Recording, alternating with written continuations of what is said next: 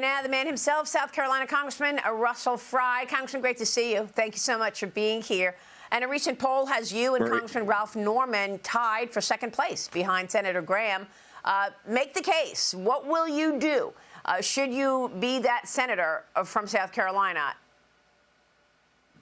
Like I said in the closing, I think people want a fighter. They are ready for fresh blood in the Senate. I think they're tired of the Senate's old ways of doing things. Look, there are 200 bills from the House that are stuck in the Senate and they're not being debated. I think people are rightly concerned that there's a disconnect between Washington and the rest of the country. You take an issue like the Save America Act as an example, and broadly bipartisan support with the American people, and it can't get done. Somehow it's strangely partisan when it crosses the Potomac. So look, people feel the pinch. They want to know, how is their government going to help propel them and give them some optimism? Certainly the big beautiful bill is something to build on, but a lot of bad ideas come from Washington, D.C., the regulatory environment that's crushing our businesses and small families, the energy drought that we have and not being able to produce energy that lower people's power bills. These are hugely important for South Carolinians. And so they want fresh blood, people with good ideas. And they really want somebody who's battle tested and ready to go, who's going to stand with the president, who's going to stand with conservatives to drive a conservative message and a conservative agenda. It's not enough to go to Washington anymore and cast conservative votes. People demand conservative results. That's what we've done in the House, and that's what I'm trying to do as the next U.S. Senator for South Carolina. Why do you think that there's such resistance or pushback in the Senate over the president's agenda, particularly the Save America Act?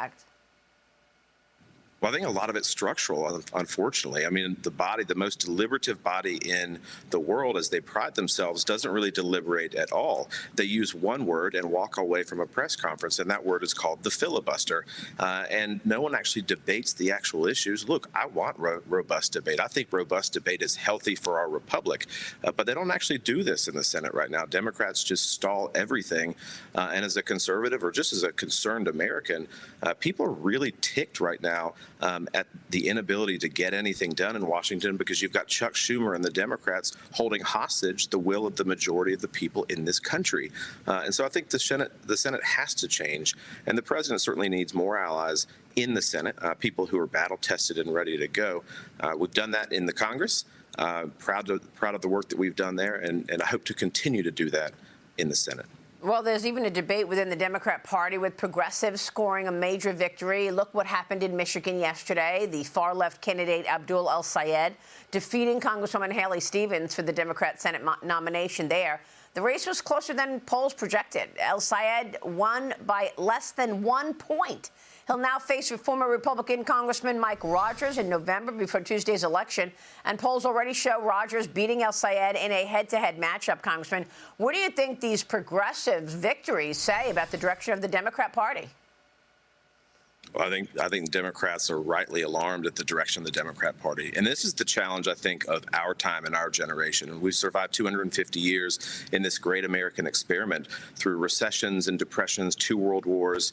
And now the choice before us is, are we going to, embrace capitalism and hold our faith close, or are we going to go down in decline by pursuing a socialist agenda? This is what they want. It is a radical departure.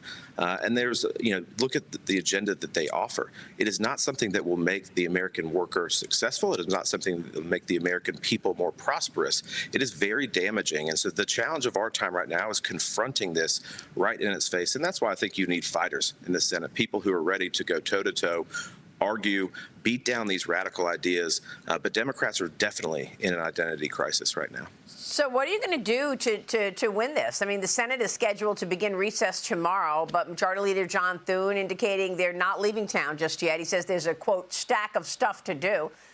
No kidding. You've got Reconciliation 3.0, the Save America Act, the Clarity Act, NDAA, keeping government funded so Democrats don't shut things down before the midterms. You just said it, 200 bills stuck in the Senate. What should the priority be right now, and what are you going to tackle once the House returns, which is obviously earlier than the Senate? Well, I'm certainly not in the Senate right now, but I think reconciliation, that is the key. The House has done that. Go ahead and pass that. Look, we've got our work cut out for us in the House, but, we keep lobbing things over to the Senate and waiting and hoping and praying that something happens. Look, the American people expected and elected bold leadership to get the job done. We stepped into that void with the big, beautiful bill. That was a wonderful product that was able to work through both the House and the Senate. We've got our work cut out for us still. There's still time on the clock for this election cycle, and so I hope the Senate rises to the occasion. I know the House will continue to do so under the leadership of Speaker Mike Johnson, but look, people want bold leadership. Now is not the time to be fearful. Go and do your job, and the American people will reward that success because they see that you're responding to their concerns, and that's the way that we win the midterms. Be bold. All right. We will be watching that. Congressman, good to see you this morning. Thanks so much. Thanks, Maria.